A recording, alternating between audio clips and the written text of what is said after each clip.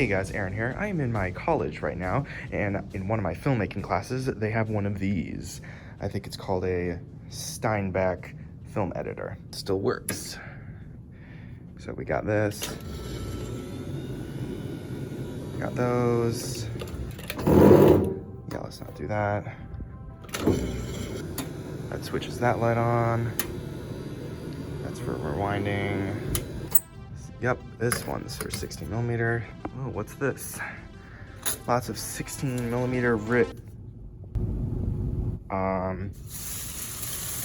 yeah.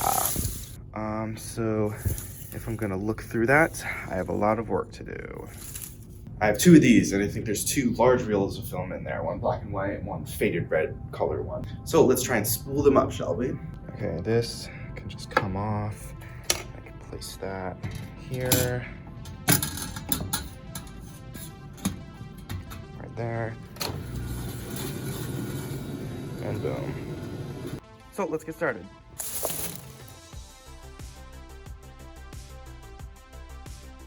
Okay, here's one large fragment of body defenses against disease. It's this long, and it's cut right here. So I'll roll that up in here.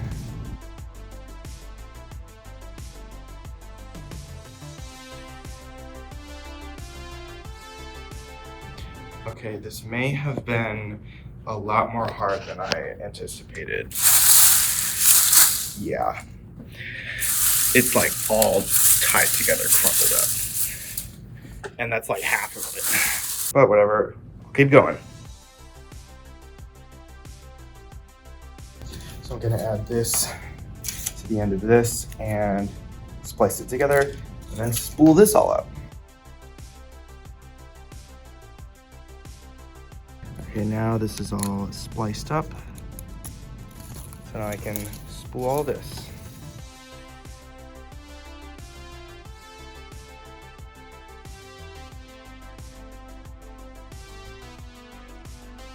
Okay, I think this is all one reel of faded color film, and there's lots more to go through. These are all the fragments that I found. Fragments of good color videos and silent black and white images and sound. And even a strip of Super 8 film.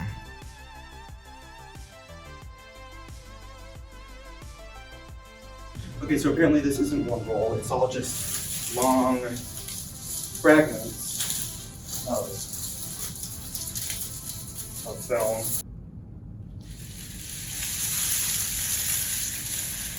Jesus Christ, what did I get myself into?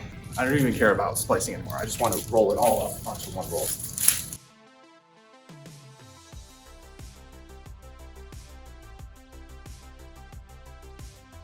And that's it. That's all the red-shifted color film. And this much is black and white. That all is just fragments. I don't even care about those. And this is all black and white fragments.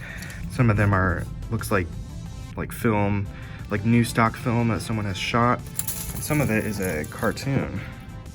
Yeah, I think this is a multi-day endeavor because my class ended at 10:55 and it's now 1:30. 2.5 hours I've been doing this. Well, I do have another reel, actually a larger reel, and I could use this to sort up all these fragments. Okay, before I go, all of this is a good color slide roll, and so I think I can roll all of this and all these fragments onto a 100-foot roll. Watch this.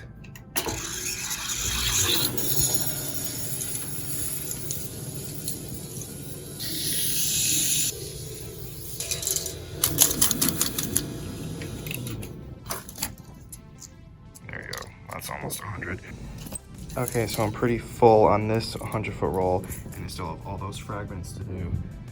Those fragments. So I think I'm just gonna split the day in two, bring a bunch of these fragments home, and splice them there. And then next day, I can work on all that.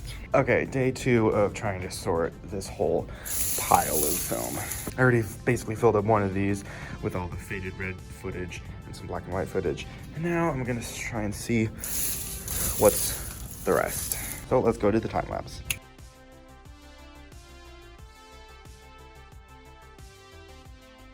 Okay, somehow day 2 is going to be much harder than day 1.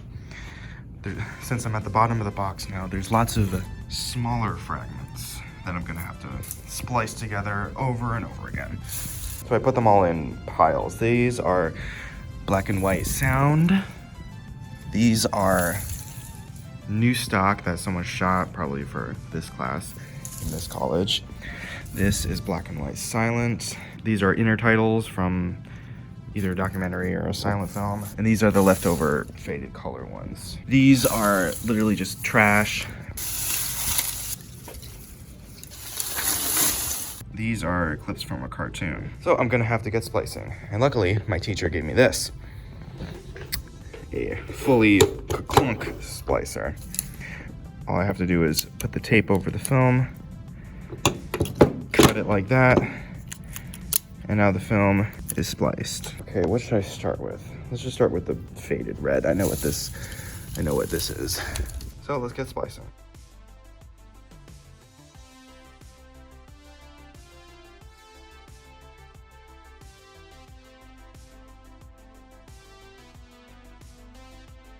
Okay, day 3.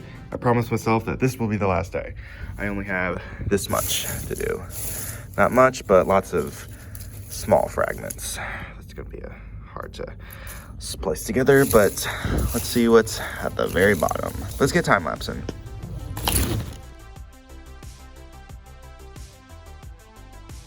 Okay, I'm finally done. This is all the trash that was in this. And here's all the film. So now I gotta get splicing.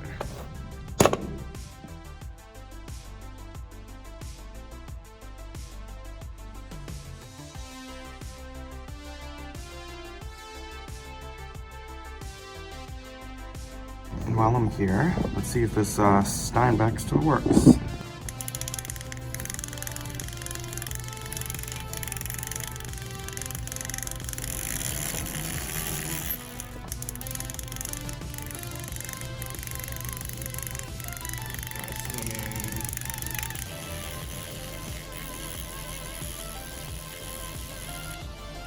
Well, now let's respool it.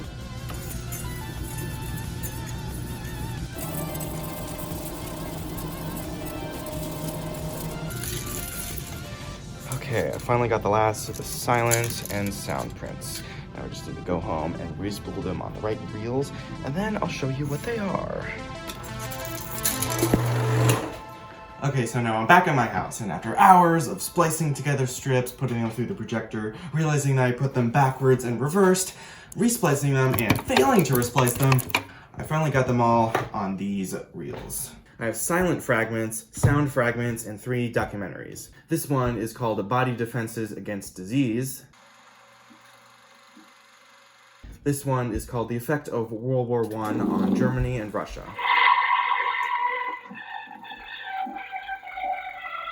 And all the faded red footage is called Left Brain and Right Brain. I'm not going to show you all of this. This will be like an hour long. I'll just record each of them and put them in their own separate videos. Now I'll just show you the types of clips that I found. In the silent fragments, I found some cartoons.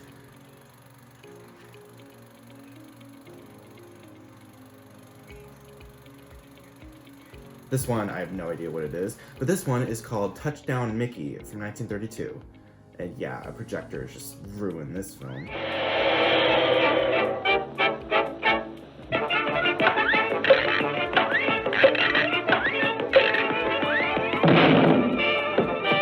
There's lots of new stock film that was probably shot for this class just a couple years ago.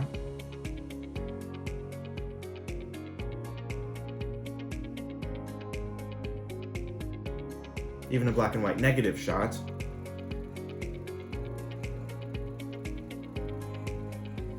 And some color negative shots. Yeah, and this is what happens when your film comes off the track in the camera. I have a clip of a Mac Sennett comedy where he's running on water like Dash from The Incredibles being chased by a fish. Yeah, I couldn't find that anywhere. There's lots of titles and intertitles.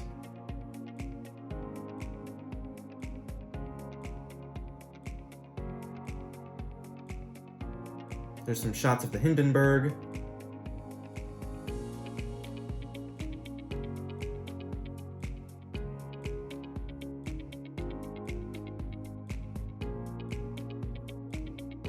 Some 1920s home movies of a circus, the greatest show on earth.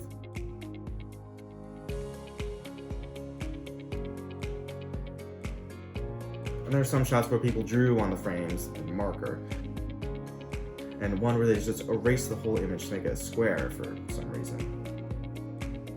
Lots of war footage of soldiers fighting.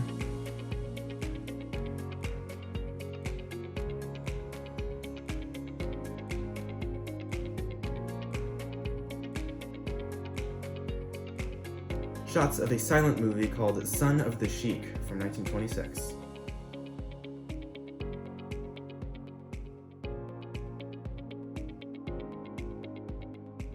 And there's a bunch of good color ectochrome shots of a mountain.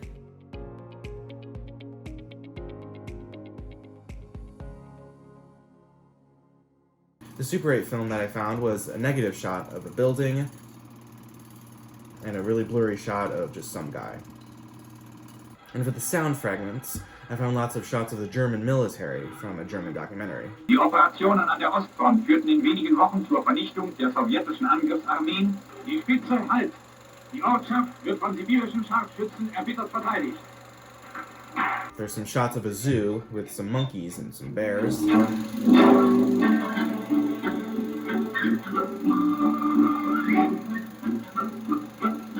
Out of sheer exuberance in their happy surroundings.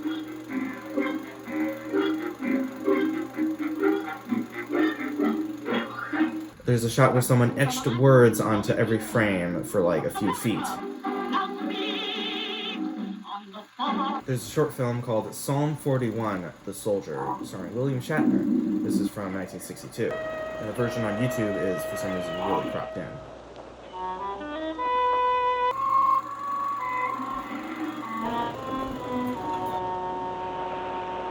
And what I'm guessing is parts of like the Howdy Doody show or some other show in the 50s. Take from me my silver mounted gas.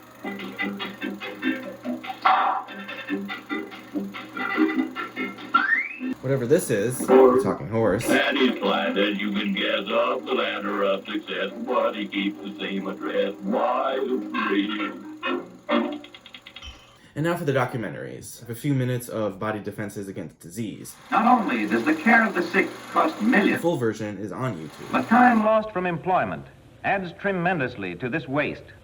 This mucus coat-bearing bacteria travels from end to end of the nasal Nasal passage about every 10 minutes and is usually swallowed. The other one is called The Effect of World War I on Russia and Germany. And I can't find this version on YouTube. Films are not easy events to film. The archive holdings of films from these events are unusually obscure and badly documented. This one has lots of cool footage from probably the 1910s. The Germans, we all know, are industrious and efficient. This is from the same Crook's home movie collection we have used in other programs. These Russian peasants were filmed soon after the revolution, but they do give you an idea of the way they lived in Russia at the outbreak of war. And the faded red one is called The Left Brain and Right Brain. This one's really long and boring, so I won't record the whole thing. Well, she was more Here's some interested shots. in the things that she now is able to say to people. It is the same thing to say that in our culture, Western culture today, there's a great emphasis on language proficiency and in those capacities which build on language. Generations, the Eskimos have lived in their Arctic homeland, where it has been their visual as much as their language skills that have been essential for survival. Yeah, this was so much film that I needed to buy more empty reels. I got these three 400-foot reels from an antique shop. And luckily when I was at that antique shop, there was 4 extra 250 daylight spools. Yeah, I used so much splicing tape this week. This was originally full with a full reel of splicing tape. Yeah, that's how much is left. There's literally like less than a foot left. Well, why did I do this to myself? Well, in the end, I got a bunch of cool historical World War II footage, some shots of the Hindenburg and some 1920s home movies, and it just pained me to see all this film in a bag waiting to be thrown out. If you wanted to see all the shots on these 2 reels, click these 2 videos. I recorded the entire thing of both of these reels off the wall while it's being projected, and I also recorded these 2 documentaries. Looks like I'm a real preservationist.